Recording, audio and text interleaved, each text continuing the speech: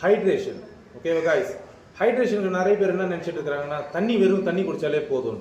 நீங்கள் வெறும் தண்ணி கொஞ்சம் அதிகமாக குடித்தா கூட போதுமான அளவுக்கு சோடியம், உப்பு, ஃபுட்டெல்லாம் இல்லாமல் குடிச்சிங்கன்னா அதே தண்ணி டையூரிட்டிக் ஆக்ட் ஆகும். எப்படின்னா நீங்கள் குடிக்கிற தண்ணியில் எல்லாமே யூரின் வழியாக வெளியே போயிடும். ஸோ அதுவே உங்களுக்கு டீஹைட்ரேட்டாக இருக்கும். ஸோ ஒரு குறிப்பிட்ட அளவு தான் தண்ணி குடிக்கணும். அப்ராக்சிமேட்லி ஒரு 2 to 3 லிட்டர்ஸ் இல்லை 3 to 4 லிட்டர்ஸ். காய்ஸ், அதே மாதிரி சோடியம் இல்லாத தண்ணி குடிக்கிறது யூஸ்லெஸ்.